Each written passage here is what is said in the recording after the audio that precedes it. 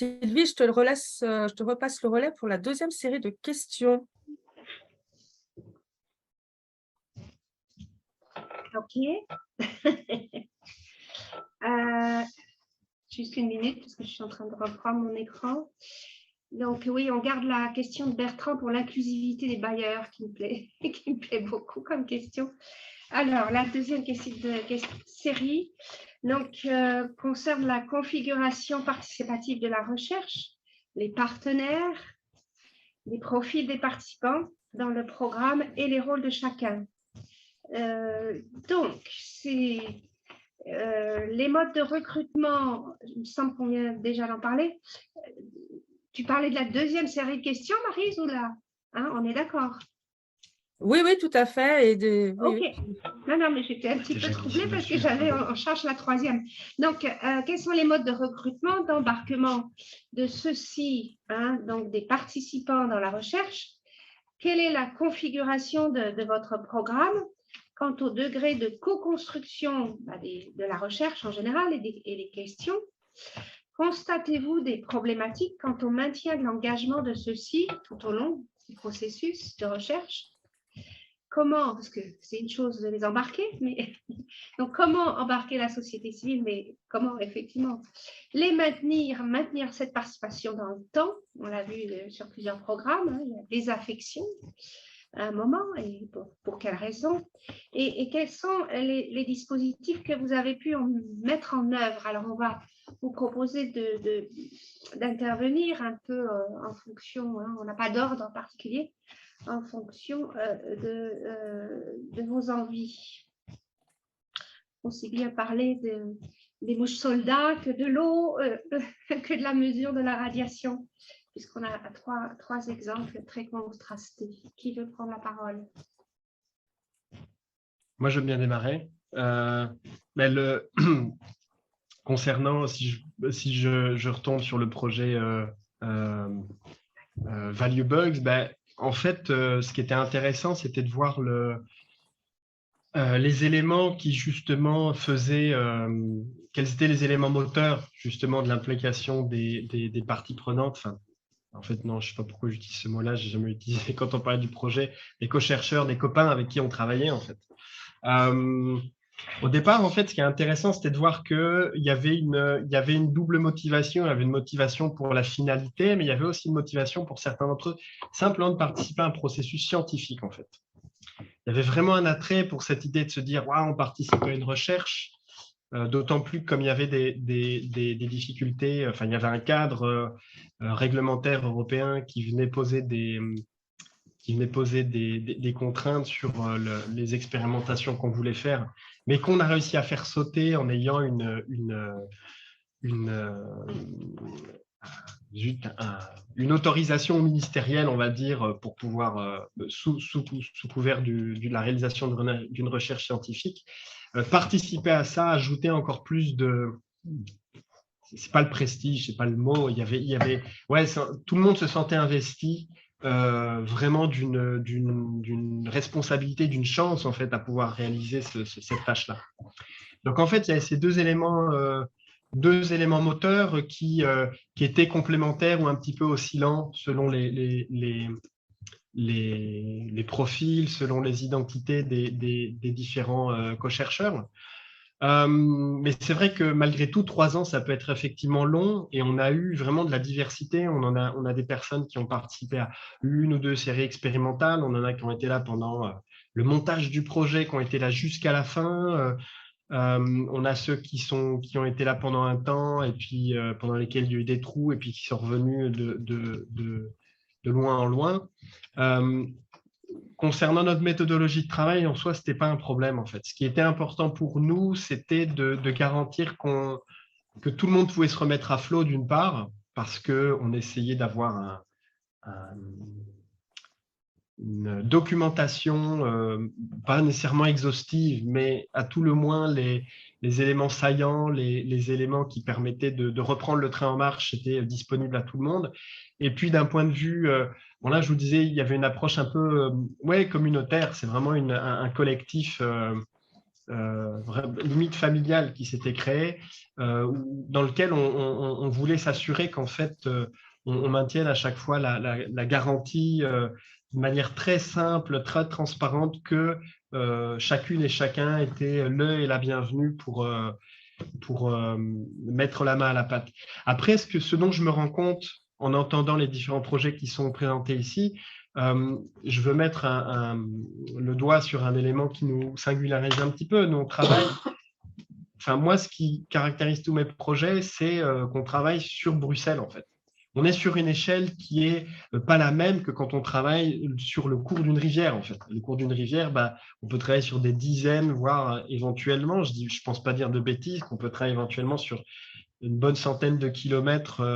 Donc, on a une communauté, un collectif qui n'a pas du tout le même degré de proximité géographique. Donc, c'est clair que ça joue aussi là-dessus. Nous, on avait cette présence physique, on avait toute une série d'éléments qui permettaient de tenir ce cadre. Après, je veux pas être long. Hein. Si je peux rajouter une petite minute pour reprendre après, donc de nouveau sur ce deuxième niveau, sur ce niveau un petit peu plus haut. Par exemple, sur la question des plans de circulation, dans lesquels il a fallu effectivement au départ définir qui sont les bonnes personnes qu'on doit absolument avoir pour creuser cette question, puisque là, on est sous l'angle, on a une problématique un peu globale sur qu'est-ce qui coince en fait dans cette transition, dans les plans de mobilité urbains. On a des plans techniques, etc. Ils sont posés, tout à l'air carré, mais il y a des moments où l'opérationnalisation, ça bloque. On a besoin de comprendre ce qui se passe, les enjeux d'opérationnalisation. On crée une journée d'études pour y répondre et on fait venir on identifie les bonnes questions pour que des experts académiques soient là, mais on a besoin des experts praticiens. Comment est-ce qu'on identifie les bonnes personnes et surtout, comment est-ce qu'à un moment, on va chercher aussi les experts du réel, c'est-à-dire tous les acteurs dans les 19 communes de Bruxelles, tous les praticiens qui sont là pour mettre en place ces plans de mobilité, comment est-ce qu'à un moment, on arrive à les faire venir et comment est-ce qu'on arrive à les maintenir. Là, on a réussi à les faire venir et à identifier les questions qui, a priori, seraient là pour les maintenir dans la boucle, non pas comme public, mais comme co-chercheurs. On n'a pas utilisé ces mots-là, mais c'est directement des co-chercheurs parce qu'à un moment, quand on a besoin de comprendre ce qui se joue dans l'opérationnalisation, on a besoin de ces personnes qui sont au charbon chaque jour pour dans l'administration publique, penser la mise en œuvre de changements dans les rues, dans les ronds-points, dans les quartiers, dans la manière de circuler, de se mobiliser. Et donc là c'est beaucoup plus, j'ai moins le retour, mais clairement, une fois qu'on a identifié ces gens-là, si on a déjà les questions et qu'on a a priori l'idée de se dire qu'il y aura une suite pour la réflexion sur l'opérationnalisation, je pense qu'on a des éléments pour fédérer un peu la participation dans le temps. Merci Étienne. Sur les deux projets donc, à l'ouest, sur l'ouest de la France, Anne, par rapport à CO3 ou d'autres dispositifs que vous êtes en train de mettre en place, hein, comme parc, par exemple. Qui souhaite prendre la parole? Je veux bien sur l'eau parce qu'effectivement, la configuration elle est un peu différente de ce qui vient d'être expliqué, tout simplement parce que nous, on était sur des thématiques extrêmement tensionnelles, chaudes. Hein, c'est le nitrate en Bretagne, ça fait des années et c'est sujet de tension très, très forte. Juste pour ceux qui suivent les publications, hein, voilà, pour vous donner une idée de l'agro-business en Bretagne, il y a une série du Monde depuis lundi qui donne un peu une image du contexte. Donc, on ne pouvait pas non plus aller recruter les gens directement, sinon, ce qu'on nous a dit tout de suite, hein, c'est on allait mettre le feu dans les campagnes. Dès lors que les scientifiques sortent un peu de leur laboratoire et vont dans l'espace public, ça peut... quand les situations sont tensionnelles, ça peut être difficile, on peut être instrumentalisé d'une façon ou d'une autre, enfin c'est compliqué. Donc du coup, on a fait le choix de prendre des acteurs intermédiaires, d'aller voir des acteurs intermédiaires qui, eux, ont recruté, si je puis dire, enfin, ont recruté des gens Donc, ces acteurs intermédiaires, c'est par exemple le PTB Haut-et-Vilaine, c'est Lorient Agglomération, alors on va travailler aussi avec, grâce à Maryse, avec les tiers-lieux de Rennes Métropole. Voilà, c'est des acteurs intermédiaires qui vont, eux, mobiliser des gens. Donc, le critère qui a été pris, surtout pour le PTB Haut-et-Vilaine et puis Lorient Agglomération, enfin, ce qu'ils nous ont dit tout de suite, c'est qu'il faut prendre des gens qui soient constructifs, c'est-à-dire qui jouent le jeu de la discussion, de la confrontation, voilà. Parce que le problème, c'est que si on prend une mesure de nitrate juste à côté d'une fosse à lisier et qu'après on publicise cette mesure, on a des logiques d'accusation publique, enfin, et voilà, nous on vous a tout de suite dit, attention, si c'est pas contrôlé, enfin s'il n'y a pas quelque part, on ne peut pas faire n'importe quoi. Voilà, c'est ce qu'on nous a dit. Donc, on a pris cette option d'acteur intermédiaire. Et avec l'idée, c'est que en mobilisant comme ça beaucoup d'acteurs intermédiaires, on fera un petit peu. L'idée, c'est que cette méthodologie soit diffusée et qu'il y ait de plus en plus de mesures. Alors, pour revenir sur la communauté, donc en particulier les agriculteurs ont demandé à ce que les données soient réservées. Enfin, il y a une sorte de communauté au sens plus anglo-saxon que français, hein, qui soit formée, c'est-à-dire qu'en fait, les mesures pour l'instant ne sont pas en open, contrairement à ce qu'a expliqué Jean-François, les mesures ne sont pas ouvertes à tout le monde, hein, c'est les agriculteurs d'un lieu qui mesurent leur taux de nitrate, toujours pour les mêmes raisons, hein, c'est cette peur de ces accusations. Voilà, donc ça c'est la façon dont on a un petit peu géré le lien entre une démarche en sciences participatives et puis les tensions sociales que peuvent générer ces mesures.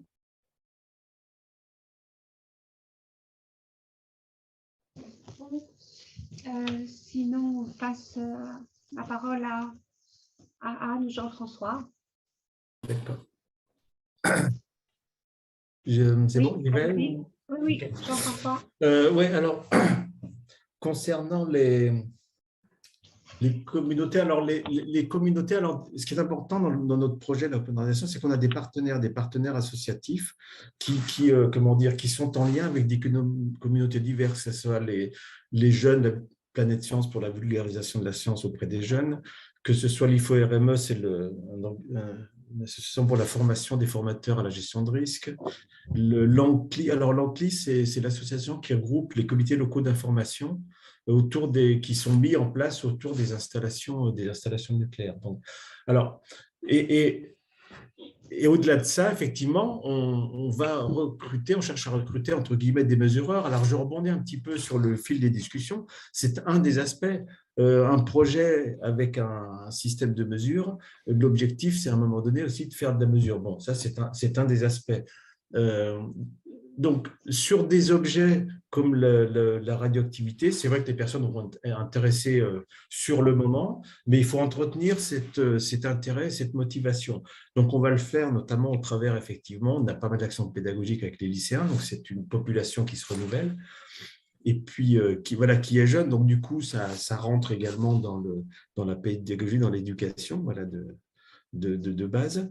Alors, en même temps, on essaye d'approcher des communautés, mais pour lesquelles on va essayer on va donner les clés du système de façon à ce qu'ils soient autonomes. Et ça me semble important. Ça va au-delà de la simple, remontée de mesures. C'est ce qu'on essaie de faire là, avec notamment les comités locaux d'information. Hein, on donne les clés et on fait le nécessaire pour les rendre autonomes. On a des projets à l'échelle européenne qui se mettent en place. Là, il y en a un avec l'Espagne où ils veulent monter, c'est une ONG espagnole, la Ibercivis, qui veut monter un projet comparable, donc ils nous ont approché. On travaille également avec Nuclear Transparency Watch, qui veulent fédérer une communauté dans le cadre d'une enquête publique autour d'un futur site de stockage de déchets à côté de Sellafield en Grande-Bretagne. Et voilà, donc là, l'idée, c'est vraiment les communautés locales comment dire, qui veulent utiliser voilà, un outil de façon à pouvoir fonctionner de façon autonome et à sortir à se faire leur propre avis sur une situation donnée. Voilà, donc ça, c'est quelque chose qui me semble important. Et c'est pour ça qu'on a également cette volonté dans le cadre notamment du projet CASPA, de s'associer, si je puis dire, avec d'autres projets de façon à élargir et à s'adresser à d'autres communautés. Voilà, ça me semble important. Donc, voilà ce que j'avais à dire sur le sujet. Merci beaucoup. J'en profite pour dire qu'on avait approché Daniel Mathieu, vous aviez cité l'ex-président de la Botanica, pour nous donner un coup de main auprès des communautés autochtones qui étaient affectées par l'installation d'un mine d'uranium à Reva, dans une toute petite communauté de 2000 habitants au nord-ouest de la baie d'Hudson, et justement pour apprendre à faire des mesures avec les applications que vous aviez développées. Merci beaucoup. Et Anne, donc, oui, qui est là. Oui, merci, je suis là. Oui, peut-être pour réagir à nouveau, donc je ne l'ai pas évoqué, mais dans le dispositif CO3, on avait souhaité pouvoir accompagner l'émergence de projets et donc de vraiment pouvoir avoir un accompagnement et un financement pour que les chercheurs et la société civile aient vraiment un temps d'espace de dialogue et de co-construction. C'est quelque chose qu'on a vu dans les projets en retour. Il y a vraiment un besoin de pouvoir parler le même langage. Donc, il y a un vrai temps de discussion et d'appropriation nécessaire, quel que soit le niveau, si c'est un dialogue qui se fait, par exemple, avec des agriculteurs ou avec des associations, voire avec les collectivités. Et donc, ça, c'est quelque chose qui nous paraît vraiment indispensable et que, du coup, on souhaite pouvoir continuer d'accompagner à l'ADEME. Et donc, aujourd'hui, on travaille en fait à essayer de trouver des espaces, de créer des espaces de dialogue entre chercheurs et tiers secteurs de la recherche, et notamment la société civile et les collectivités. Et donc, dans le cadre de nos nouvelles stratégies, on souhaite mettre en place ce qu'on a appelé des programmes d'action de recherche concertée. Et ces programmes donc, sont sur certaines thématiques, vont vraiment être fondés sur le fait qu'on souhaite avoir des espaces territorialisés, donc dans un certain nombre de territoires, où on va créer un dialogue entre chercheurs intéressés, collectivités, société civile, voire notamment aussi des entreprises plutôt locales, hein, TPE, PME. Donc, on est vraiment dans une idée de pouvoir créer des espaces autour des questionnements de la transition écologique pour faire émerger des questions de recherche co-construites et le faire au plus près des territoires. Et on l'a vu dans les projets CO3, il y a eu un vrai effet, malheureusement, Covid, où en fait, ce dialogue vraiment rapproché de terrain presque n'a pas pu se faire, et ça a vraiment été dommageable. Et donc, l'idée de pouvoir, en fait, vraiment, dans cette nouvelle stratégie, organiser et accompagner le dialogue entre les chercheurs et les parties prenantes, donc à la fois par des ateliers d'échange, par du financement de ces temps à passer parce qu'il est absolument nécessaire, et du coup en espérant par là vraiment initier des travaux de recherche qui sont co-construits dès le départ, et puis on pourra revenir sur la suite de comment on compte peut-être accompagner ça aussi dans la durée. Merci beaucoup à tous.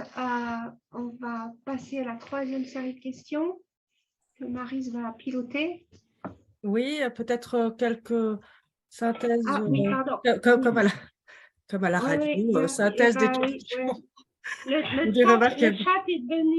chat est devenu un journal de bord. Oui, avec de nombreuses contributions assez longues. alors, donc, non, quand mais, même, je sais pas. voilà, peut-être juste pour ne pas l'oublier, Bertrand, la question de tout à l'heure, peut-on parler pour Anne Varret, peut-on parler d'inclusivité des bailleurs privés avec une agence publique? Ou en d'autres termes, comment ont été négociés les axes du programme CO3 entre chacun des partenaires? Anne Varret. Mais en fait, il n'y a pas vraiment une négociation. De fait, on est tombé assez vite d'accord sur les enjeux autour de la transition écologique. Donc, voilà. Alors, ça peut vous étonner, mais non, il y a vraiment pas eu de questions. En revanche, ce qu'on peut retenir, c'est que dans les axes de CO3, on était très ouvert au départ.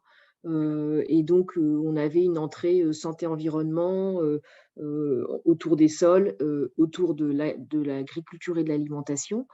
Et de fait, ce que l'on peut constater, c'est que dans les projets qui nous ont été proposés, le prisme agroécologie, agriculture, alimentation a été majeur. On a eu quelques projets autour de questions de sols pollués et sur les questions santé-environnement, absolument pas. Donc, effectivement, dans la durée, on a réduit un petit peu le prisme. Et c'est de ça aussi que nous avons à l'ADEME souhaité pouvoir créer des espaces d'échange et de co-construction tels que je l'ai évoqué, parce qu'on pense que c'est nécessaire globalement à la transition écologique et pas que sur des questions d'agriculture, alimentation et agroécologie. Et que donc on a fait l'hypothèse, sans la vérifier, que si on recevait peu de projets sur les autres thématiques, c'est parce que peut-être il y avait une moindre pratique des chercheurs dans ces autres thématiques sur les recherches participatives et que donc il fallait les accompagner vraiment dans cette création de dialogue. D'accord, merci beaucoup. Jacques aussi nous a interpellé sur les questions de la mobilisation des acteurs de l'inclusivité en la matière, et notamment sur l'inclusivité des populations vulnérables ou marginalisées, je vais y arriver. Donc, à différencier de l'inclusivité de l'engagement multi-acteurs. Est-ce que tu veux préciser, cher Jacques? C'est parce qu'il y a toute une mode à l'échelle internationale en ce moment autour du concept de l'inclusion. Et l'inclusion veut dire, la plupart du temps, la participation des populations vulnérables, marginalisées. Ici, dans le colloque, ce qui est très intéressant, on parle de l'inclusion de façon très différente. On parle de l'inclusion dans le sens de la participation des non-chercheurs. Or, très souvent, dans le sens de la mobilisation des acteurs clés. Or, il y a beaucoup d'acteurs clés qui ne sont pas du tout marginalisés sans pouvoir. Au contraire, on les mobilise parce qu'ils ont du pouvoir. C'est qu'il y a un glissement continuel dans nos discours, qui est un glissement extrêmement intéressant sur le plan de l'évolution de la pensée, du discours du participatif, un glissement constant entre la mobilisation des acteurs clés et leur participation versus l'inclusivité de toutes les parties prenantes. Et si j'avais à choisir, les deux sont compatibles, mais ce sont deux concepts qui sont différents.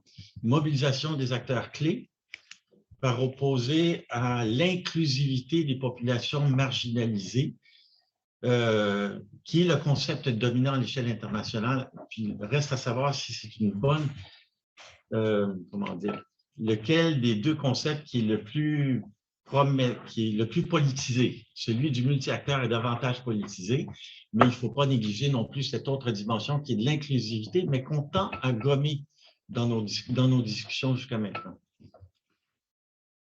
Oui, parce qu'on avait même eu cette discussion, me semble-t-il, Bertrand, avec tous nos collègues à l'occasion de la mise en œuvre de ce programme et de ce colloque sur la sémantique et en l'occurrence, effectivement, le sens d'inclusion sociale qui est sans doute, voilà, tel que tu l'évoquais, Jacques Chevalier, qui est plus marqué de l'autre côté de l'Atlantique, peut-être, mais encore que voilà, la question d'inclusion sociale renvoie à beaucoup d'autres choses, en fait, en France. Véronique? Oui, alors je réagis sans doute par rapport au dispositif qu'on est en train de mettre en place, mais c'est la question de la marginalité enfin, la question des populations marginales, c'est que nous, ce qu'on voit dans l'environnement, c'est qu'il y a quand même une difficulté pour définir ces populations marginales. Moi, si je vois l'atelier qu'on a fait avec les agriculteurs, si on considère que le modèle intensif en Bretagne, c'est le modèle dominant, on n'avait quasiment que des marginaux qui ont participé à nos ateliers. Enfin, voilà, je pense que quand on pose la question des dispositifs environnementaux, c'est peut-être que cette question de l'inclusivité prise sous l'angle des caractéristiques sociales, peut-être qu'elle est un petit peu moins prégnante que dans d'autres dispositifs qu'on a étudiés, qui ont été présentés hier. Je pense au dispositif hier en début d'après-midi, par exemple. Anne, vous voulez rajouter un élément? Oui, moi je vous remercie pour cette question parce que quand j'ai préparé la table ronde, c'est aussi une question que je me suis posée. À l'ADEME, on travaille aussi ces questions et alors indépendamment de ce que j'ai évoqué sur le dispositif CO3 et des recherches participatives. Et donc aujourd'hui, pour un certain nombre d'appels à projets que l'on lance, on a des critères, ou en tout cas on essaye d'identifier en quoi le projet va permettre de lutter contre la pauvreté et la précarité ou de réduire les inégalités. Donc ça, c'est une chose. D'autre part, on a des projets de recherche participative qui sont des enquêtes de vie qui portent sur des enquêtes de vie précaire dans les territoires ruraux. Donc, il y a quelques projets de recherche participative qui intègrent ces questions-là et qu'on va regarder de près. Et enfin, on a aussi engagé quelques projets, alors pas vraiment participatifs, mais tout de même de questionnement avec ATD Carmonde de qu'est-ce que ça veut dire des scénarios à 2050 pour des publics en précarité. Et donc là, je crois qu'on est effectivement à un temps, peut-être en 2024 ou en 2025, quand on aura fait un peu le point sur ces différentes actions, de voir comment la dynamique que l'on souhaite créer autour des recherches actions participatives peut quelque part converger ou en tout cas trouver des prismes de convergence et de voir en quoi ça nous permet d'aborder peut-être de manière plus frontale ces questions d'inégalité et d'inclusivité, sachant que c'est évident pour nous, mais c'est plus facile à dire qu'à faire, qu'une transition écologique qui n'est pas inclusive et juste ne fonctionnera pas. Merci beaucoup. Alors, oui, alors je vois Étienne et David. Une question rapide et après, on va reprendre la dernière partie de notre table ronde, si vous voulez bien. Merci. Oui, Étienne. oui, c'était pour réagir à ça. Je pense qu'en fait, là, Anne vient quand même de donner des éléments de réponse qui vont dans le sens de ce que j'ai envie de dire. C'est que je pense que l'inclusion, évidemment, on peut toujours la vouloir dans un maximum de projets, mais je pense que faire participer effectivement les populations marginalisées, à mon avis, tout dépend de ce qu'on souhaite faire en fait. On ne peut pas toujours être dans un projet généraliste où on pourrait avoir envie évidemment d'inclure tout le monde, mais on n'est pas outillé de la même manière, on n'a pas les mêmes dispositions à répondre à répondre par l'action, effectivement, une proposition de participation. Par contre, on peut faire basculer les populations marginalisées selon la question de recherche comme étant des personnes clés qui sont inévitables et qu'on doit absolument avoir autour de la table, dès lors qu'on travaille par exemple sur les inégalités environnementales, sur la précarité énergétique. Fatalement, ces personnes deviennent des personnes avec qui on doit en priorité travailler et pour qui on adapte justement les mécanismes. Donc, souvent, on a envie de faire les deux à la fois et c'est là où il y a un choix, notamment au niveau de la question de recherche qui doit être posée. Merci. Et David, et je reprendrai des éléments de discussion du chat à la fin aussi de la table ronde. Je vous en prie. David Ballois, je suis professeur à l'Université de Lille en métallurgie. Donc, excusez-moi, mon nom ne s'est pas affiché complètement. Je me suis aussi, j'ai un peu loupé le début, mais en fait, je voulais réagir aux propos parce que je suis à la fois enseignant-chercheur, mais aussi élu, je suis adjoint au maire. Et je pense que la démarche se retrouve aussi dans cette volonté de faire participer les habitants aux décisions. Le problème, c'est que c'est la constitution du panel de personnes qu'on va écouter. Et souvent, les motivations les plus motivées ne sont pas forcément représentatives de tout les personnes. Et donc, ça fait lien aussi avec les minorités. Je pense qu'il faut être vigilant sur… en plus, aujourd'hui, on voit quand même qu'il y a beaucoup de lobbying de toutes parts qui essayent d'orienter des décisions. Et je pense qu'il faut être vigilant à la constitution d'un panel de personnes qui vont participer à des actions, que ce soit recherche ou autre, parce que on peut vite après se focaliser sur des choses qui sont pas de l'intérêt général. Et donc, voilà, je trouve qu'il y a une vigilance à avoir sur cet aspect-là. Merci. Donc, effectivement, mais là, on touche à un point qui est de différenciation sans doute majeure entre l'action publique participative et la recherche, parce que voilà, c'est effectivement la démarche même à la fois de consultation ou autre, des degrés de participation et des types de profils de personnes participant, justement. Je pense qu'il y a une grosse différence sur le sujet. Enfin, il y a une différence qui est discutée.